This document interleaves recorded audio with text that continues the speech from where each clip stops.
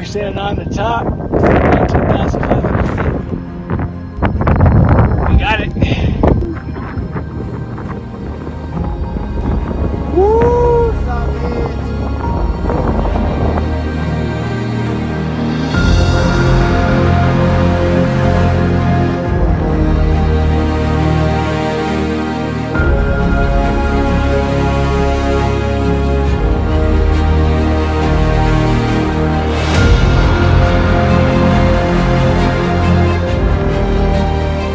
So Alpamayo is essentially a one-day summit push.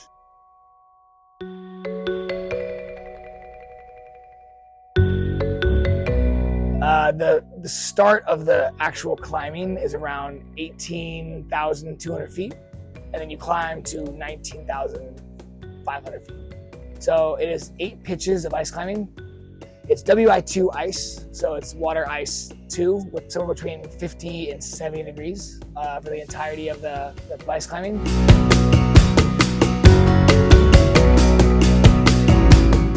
The first time I saw Alpamayo, it felt very unattainable. In terms of technicality, it's a big step up. So it was a draw for me because I was like, okay, the next thing I'm gonna have to get into is ice climbing. I had to ice climb this year for the first time, really, and then practice for Alpamayo, making sure that I'm comfortable enough to do 8 pitches of 1,500 feet of ice climbing at altitude. So we went climbing in Levining. Climbed ice there, felt super strong. Felt like it didn't really feel like that much of a learning curve for me, but I just climbed it and was like, okay, I feel pretty good here. This is not that bad. A couple of weeks later, I went to Norway, and we had booked 2 days of ice climbing with a guide.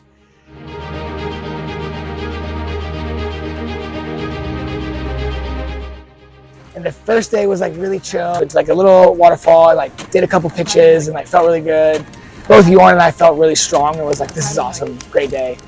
The next day, our guide Sarah was like, we are gonna go on something much harder. We're gonna go do a multi-pitch. And for me, I was like, oh yes, I need a multi-pitch because that's what I'm gonna be doing for Alpamayo. The day was kind of crazy. It was very stormy that day. It was wind blowing, it was snowing and kind of intense. So as we're getting closer and closer to the waterfall, we're gonna climb multi-pitch. The weather got worse.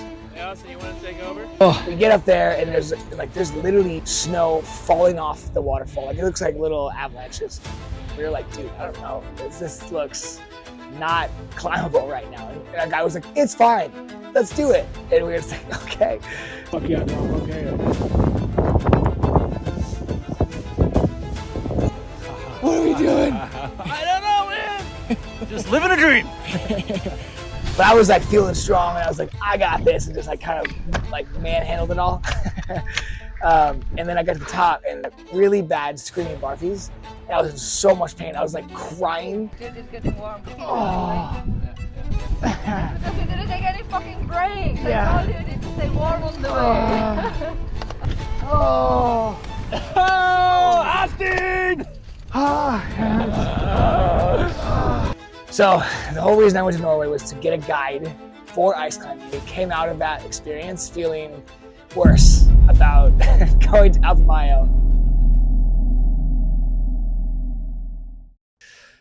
So at this point, after Norway, I was feeling less confident in climbing Alpamayo.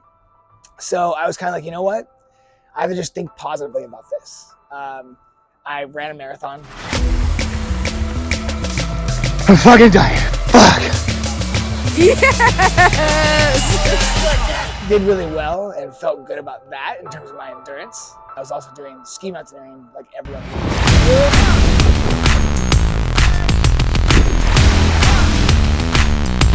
Fuck.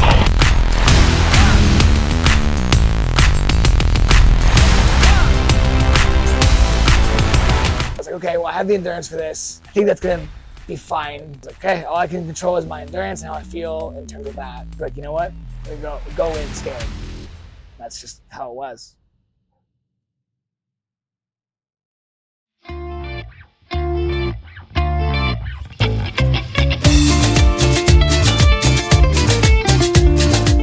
We had one day in Juarez of just hanging out in the town. We like went out to eat every meal.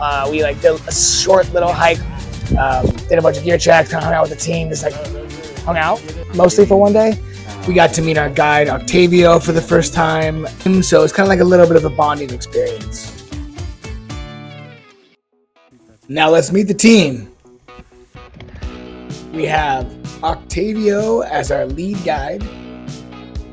We have Hosterlin as our assistant guide. So good. There is Adam, who's my tent mate. We have Chris as my climbing partner. And we also have Peter.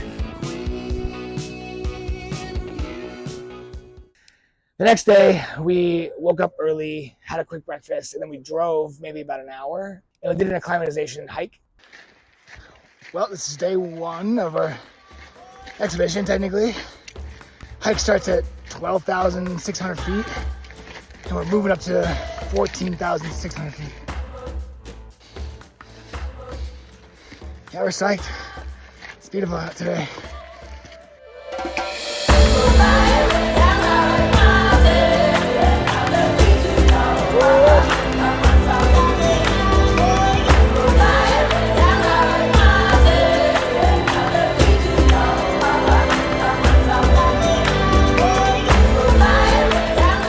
Headed back to Juarez for one more night in a hotel, and then it gets really real.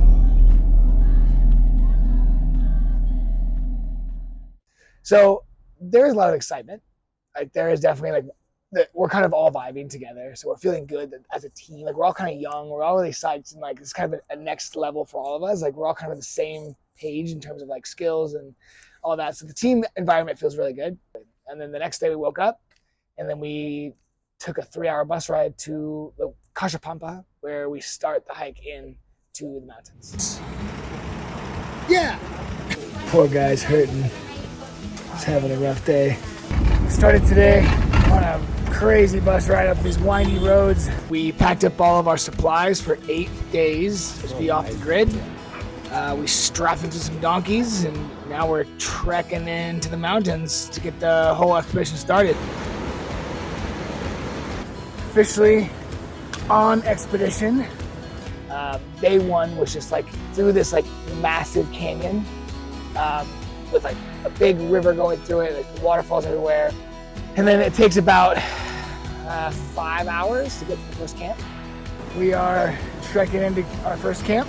So it's like really steep and then it just flattens out. And then we're just walking down this trail.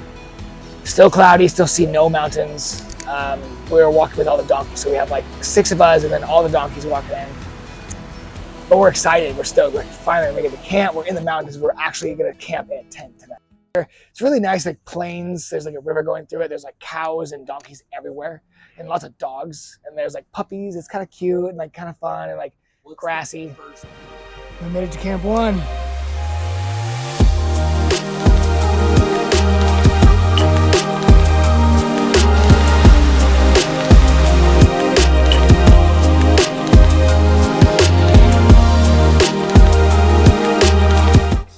Here's home sweet home.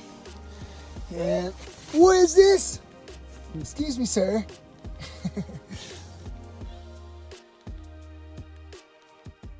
Every time I went to bed in the sleeping bag, like I would not be able to fall asleep very quickly because I was always thinking about like the goal that we were doing. Like I'm always like, I have to do this crazy ice climb, and I don't feel prepared, you know. So like I was always worried, I was always nervous, and I would have to talk myself out of like this emotional fear that I was having. Like I was like, I just need to chill. I'm not doing it yet. It's not here yet. All right, well, it is day number 2. It's kind of a cold day. It's raining. A little bit brutal, but we'll get through it. Today we're gonna reach the base camp. Started today from Camp 1 around 12,500 feet. And then we're gonna move to 14,000. So definitely getting into altitude, but it is raining. And we're just trying to stay dry.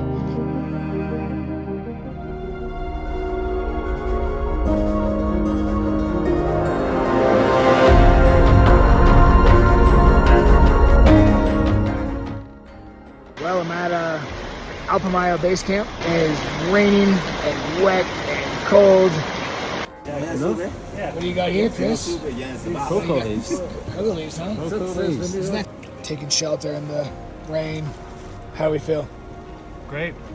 14,000 feet. Yeah. Never felt so good. Never felt so good. Except for it's raining.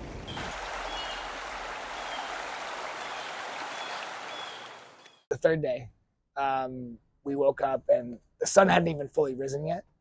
But, my tent mate, Adam, was like, yo, I just went to the bathroom and it's mega clear. You should come out. It was probably like 6 a.m. Walk out of the tent and you can see like big peaks all around us. Like there's like Alpamayo right in the front. There's another peak to the right and there's Quintarahu to the left. And they're all like 19 to 21,000 foot mountains. And they're like covered in snow, shining, like the sun's hitting the mountains, but not quite as yet. So like they're all just like bright. And it was kind of just like a big moment for all of us because we hadn't seen mountains the entire time we've been in Peru.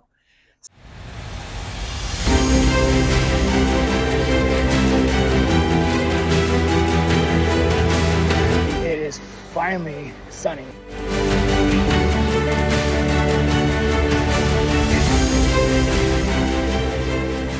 All right, it's day 3 of the expedition. We are at Alpamayo base camp. We're dropping off some gear today. Ice axes, crampons, helmets, boots, all the heavy things.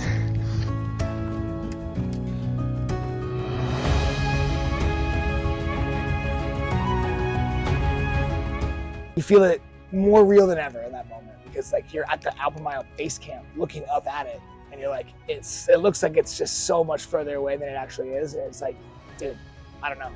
You have like doubts in that moment, you know? I'm like, I don't know if I can actually do this. But then you're like, I'm gonna fucking try though. Storing heavy stuff. And then going back down to base camp.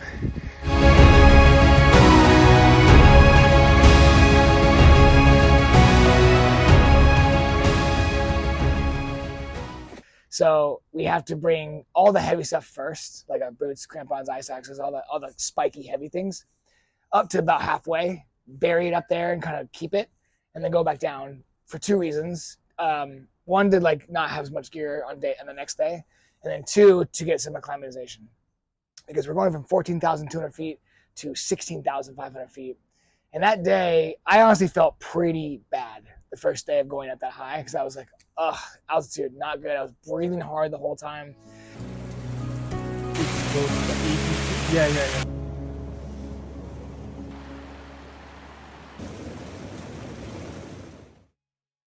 And then the next day we went back up to the same camp and then brought the rest of the gear and then camped.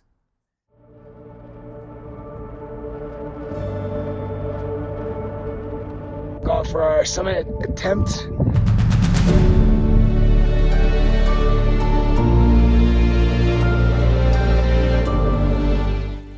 So we're making our way up to Moraine Camp. It's a beautiful day. Sun shines out. Sleep, and then tomorrow we go to high camp, and then the next day we attempt the summit. So 2 more days, and we're on it. It starts to feel really real when you're like at that halfway camp, because the next like 36 hours is going to be you getting to the high camp, going to the summit, and then coming back. We've made it to Moraine Camp.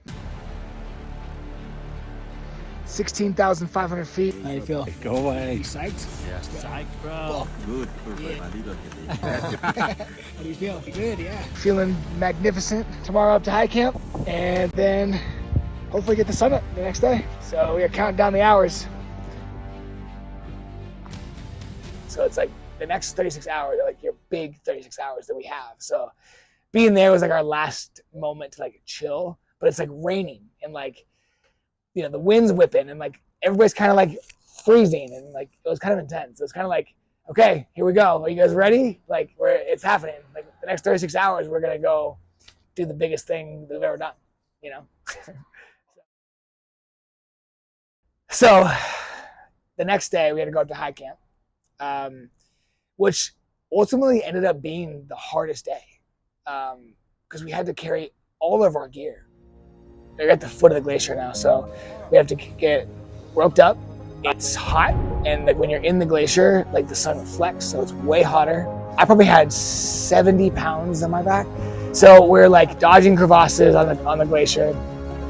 Once we get to the top of the glacier, you have 3 pitches of ice climbing. The first 2 pitches were like kind of lower angle, but we were still doing it with 70 pounds on your back. So it felt really hard to do like a lower angle ice climb with 70 pounds on your back at almost 18,000 feet. This kind of sucks. Like, I think we were all miserable this day. Like, Yeah. Okay. we get to the third pitch. The third pitch is WI4, water ice 4, which is harder than anything on the entire mountain. It's essentially, you have to climb over a crevasse, get on this ice wall that's overhanging, and you're ice climbing maybe 40 feet. And that 40 feet takes the entire team 4 hours. Pulled each individual backpack up. After the lead, we had to each individually climb it, one at a time.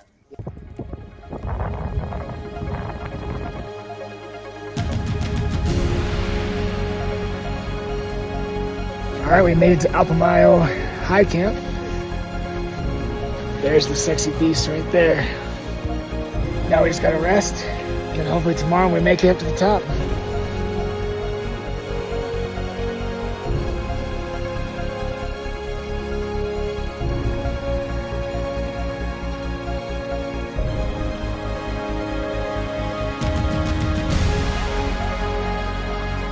So like you get to the high camp and it's probably around like 5 or 6 p.m. It's already kind of like sunset, and we were just wasted. We were all very exhausted from that day, and we were like, okay, like we gotta go to bed for like a couple hours and then summit later. Like start the summit at midnight. That's when we woke up. So like we got to high camp, ate dinner, like took a bunch of footage because it was like beautiful sunsets, absolutely stunning place to be. So then we go to bed as soon as the sun goes down and sleep for like, I probably slept 2 hours, and then woke up at midnight to start the summit push. Yeah. So we wake up, my watch goes off at midnight. I woke up immediately, like awake, like ready to go. I was like, this is it, we're doing it, you know? Looked over at Adam and I was like, I took a video and I was like, are you ready? And I was like, let's fucking go, you know? Good morning. Morning. It's time. Summit day. Let's do it, man. Let's fucking go.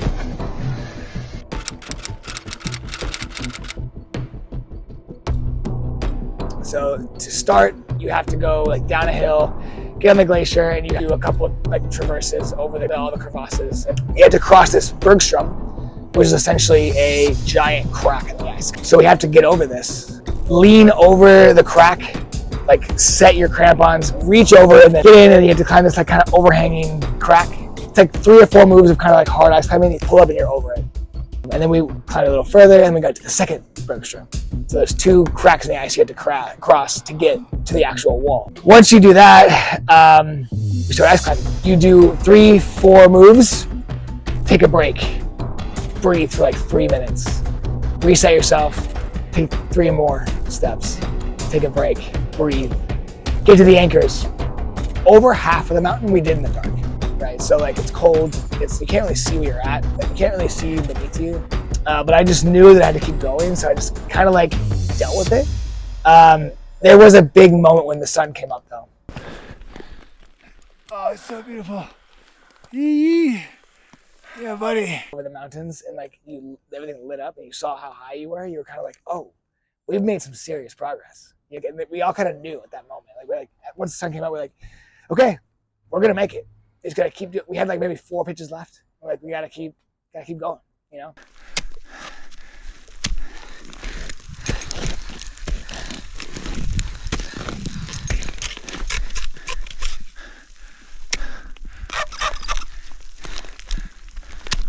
But as you get higher, it gets a little steeper. And we have a team above us. And, you know, as they go above us, they send down ice and snow like on top of us. It's like a little, like a cooler. So like whatever's falling from the top is going right down where you are. So you're taking everything to the head. Like we're getting shot at. And like even when you're climbing, like I remember being at one of the top pitches, and it's just a waterfall of snow, and it's just hitting my legs, hitting my ice axis, and I'm just like taking it to the face, and I'm just like, okay, this is just what I gotta do, I just gotta like deal with this.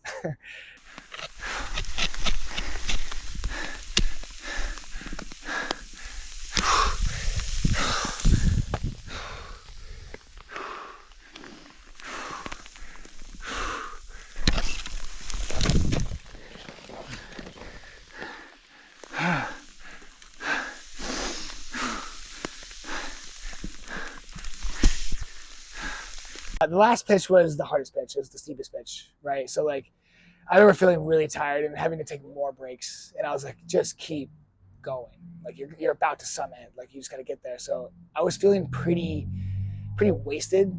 But once you get to the point where you have to like walk along the ridge, like you essentially made it. You have to walk maybe 5 minutes to get to the actual summit.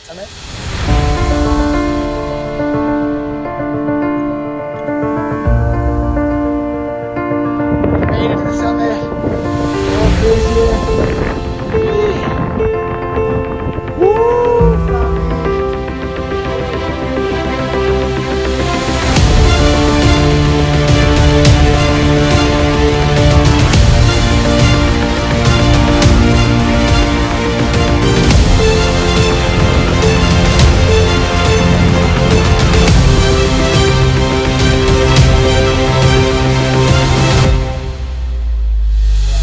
But time is so weird when you're when you're that high in altitude. Everything kind of like mixes together. Like you're kind of like unsure of how long you've been there. You're kind of hungry, but you feel nauseous. You like don't really know what to do with yourself. Like it didn't feel like this big moment, And then I remember thinking, I was like, we still have to go down. We still have to rappel. That's gonna take us a long time.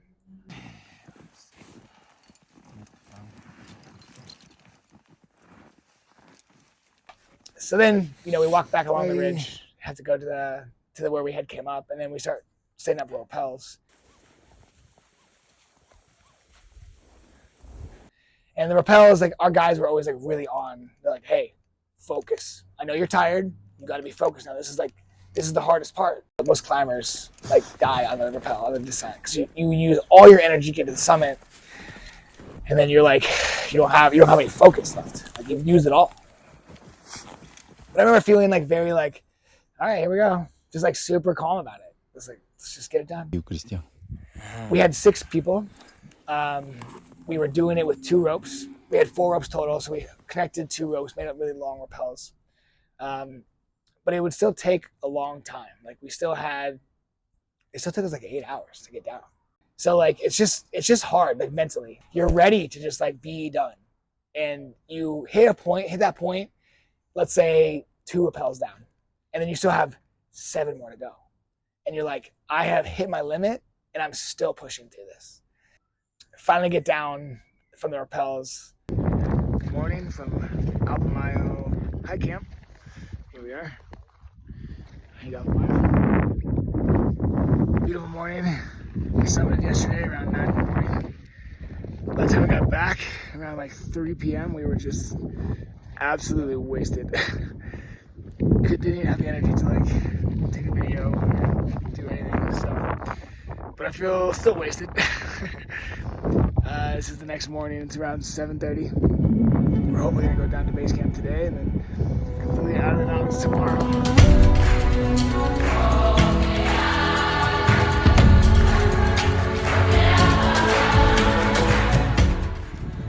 Climbing Alpamayo made me realize I was capable of so much more. Facing the mountain challenges revealed a resilience and strength I didn't know I had. Each step toward the summit pushed me beyond my limits, awakening a deep determination and potential within me. Alpamayo taught me that with dedication and the right mindset, I can achieve far more than I ever imagined. All right, we are back in base camp after a long 48 hours our guy Octavio gave us a speech right before we got to the high camp. It was like, you guys are going to see the face of Alpamayo and you're going to get scared. It's going to be intimidating, but I just want you to try your best and go for it. So now I take life like that. Like, I think about Octavio's voice every day. Climbing Alpamayo was more than just an expedition. It was a journey that created lasting friendships.